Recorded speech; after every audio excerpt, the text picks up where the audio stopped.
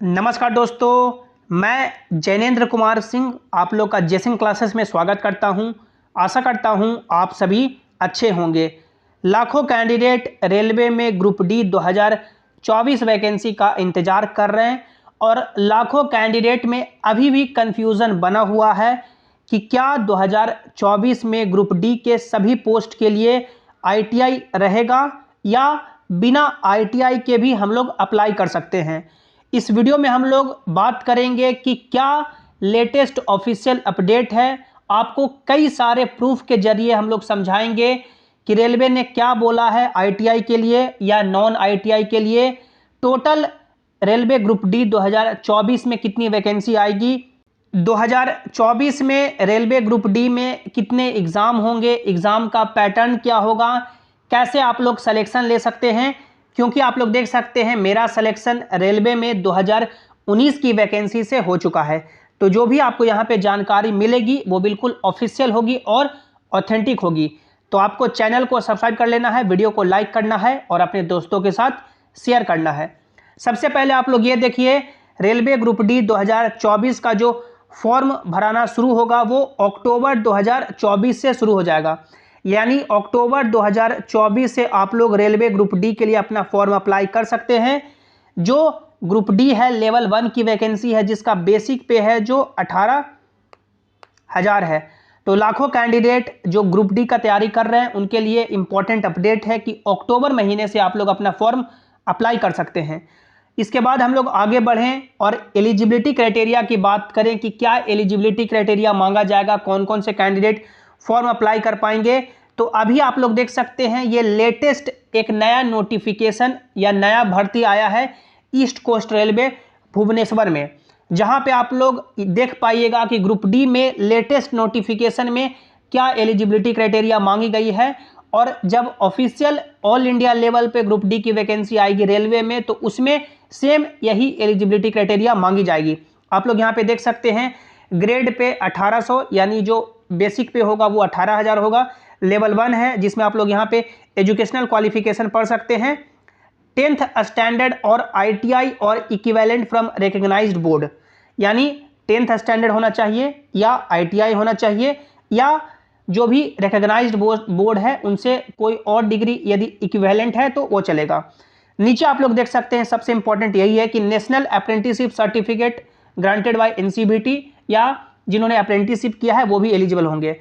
अब आप लोग यहाँ पे देख सकते हैं नीचे सबसे जो इंपॉर्टेंट अपडेट है आपका ये है, for the post in civil engineering, mechanical, electrical, signal and telecom department and catering wing of railway the minimum educational qualification is 10th pass plus national apprenticeship certificate NSC granted by NCBT और 10th pass plus ITI.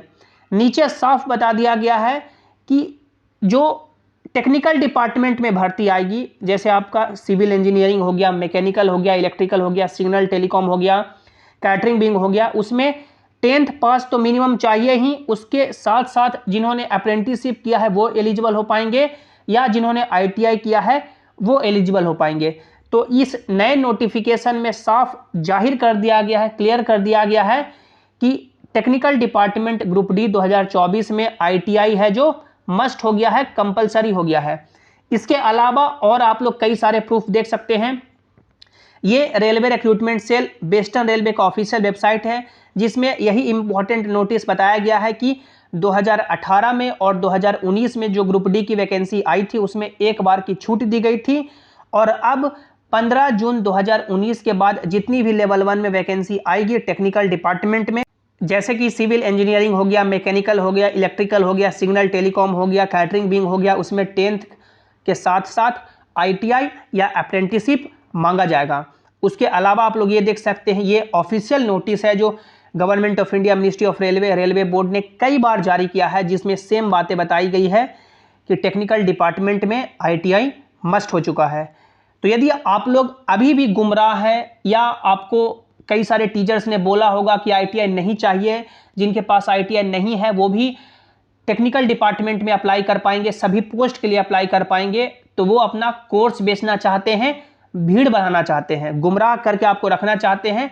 लेकिन ऐसी बात नहीं है कि जिनके पास ITI नहीं है या अप्रेंटिसशिप नहीं है वो अप्लाई नहीं कर पाएंगे, वो भी अप्लाई कर पाएंगे, लेकिन लिमिटेड पोस्ट के लिए, लिमिटेड डिपार्टमेंट में।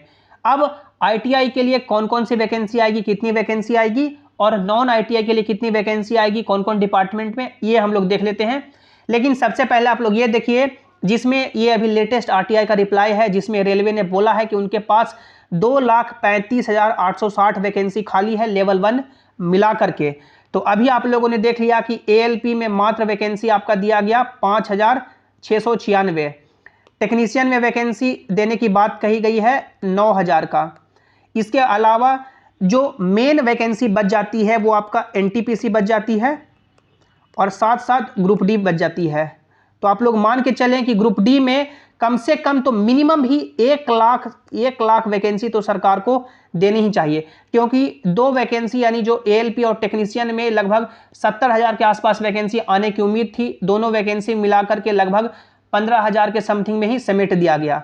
अब NTPC और ग्रुप डी में कम से कम दोनों मिलाकर के लगभग 1,50,000, यानी ग्रुप डी में 1 लाख और NTPC में कम से कम 50,000 वैकेंसी आने की पूरी उम्मीद है, क्योंकि रेलवे के पास 2,35,860 वैकेंसी खाली है।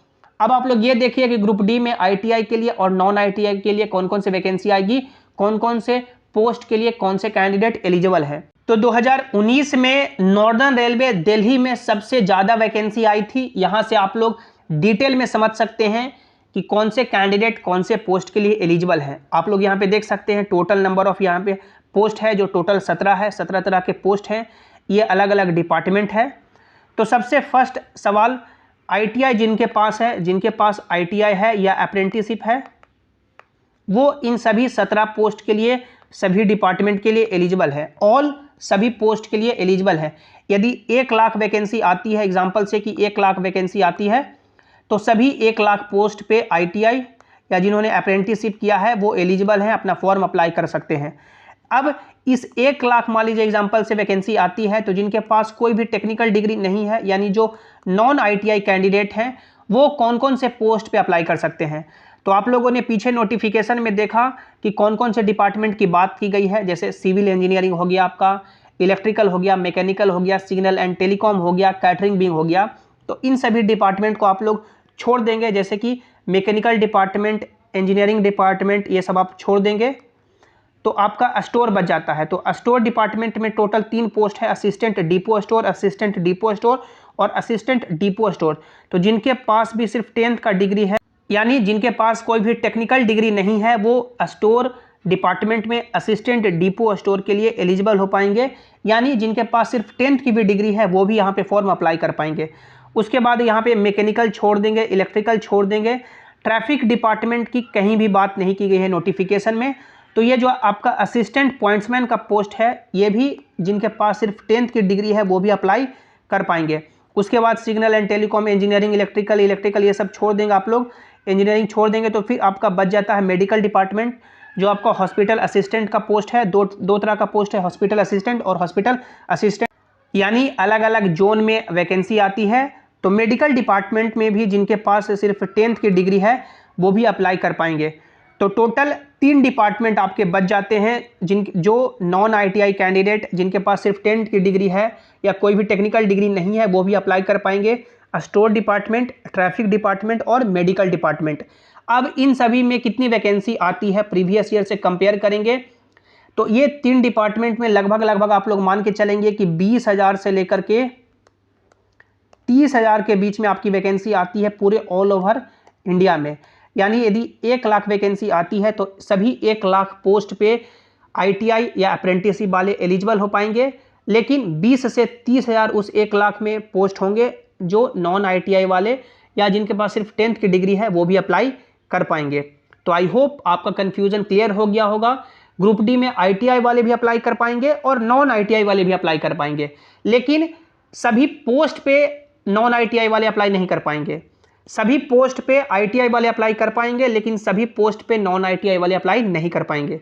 इसके बाद हम लोग आगे बढ़ें, एग्ज़ाम पैटर्न की बात करें कि 2024 में क्या एग्ज़ाम पैटर्न रहेगा, कितना एग्ज़ाम लिया जाएगा। तो देखिए 2019 का जो नोटिफिकेशन आया था, 2019 का जो वैकेंसी आया था 1,03,000 पोस्ट के लिए, उसका एग्ज़ाम लिया गया 2022 में। और जब 2022 में एग्ज़ाम लेने की बारी आई तो रेलवे ने बोला कि बहुत ही ज़्यादा फॉर्म भरे गए हैं, क्योंकि 1,30,00,000 के आसपास फॉर्म भरे गए थे। तो रेलवे ने बोला कि इसके लिए 2 एग्ज़ाम लिया जाएगा, लेकिन 2 एग्ज़ाम की बात नोटिफिकेशन में, ऑफिशियल नोटिफिकेशन में नहीं की गई थी। तो इसके लिए काफ़ी ज़्यादा हंगामा हुआ, प्रोटेस्ट हुआ, फिर वो नोटिस वापस लिया गया और एक ही एग्ज़ाम लिया गया इस पैटर्न से, जिसमें 1.5 घंटे का समय दिया गया। साइंस से 25 सवाल पूछे गए, मैथमेटिक्स से 25 सवाल, रीजनिंग से 30 सवाल, करंट अफेयर से 20 सवाल, टोटल 100 क्वेश्चन 100 नंबर का, और इसी 100 नंबर के बेसिस पे मेरिट बना। लेकिन यदि 2024 के ऑफिशियल नोटिफिकेशन में सरकार ये बोल देती है, गवर्नमेंट ये बोल देती है, रेलवे ये बोल देती है कि 2 एग्ज़ाम लेंगे हम लोग, ऑफिशियल नोटिफिकेशन में पहले ही बोल देती है, तो 2 एग्ज़ाम लिया जाएगा। और संभवतः यही है कि इस बार 2 एग्ज़ाम होंगे, लेकिन एग्ज़ाम पैटर्न आपका बिल्कुल सेम रहेगा। CBT 1 के लिए आपका ये एग्ज़ाम पैटर्न रहेगा, जिसका सिलेबस आपका ये रहेगा। मैथ्स की ये सिलेबस है, रीजनिंग का आपका ये सिलेबस है, साइंस का आपका ये सिलेबस है, और जो सभी सिलेबस हैं वो प्योरली 10th लेवल के हैं। तो आप लोग इसी सिलेबस के अकॉर्डिंग तैयारी करें।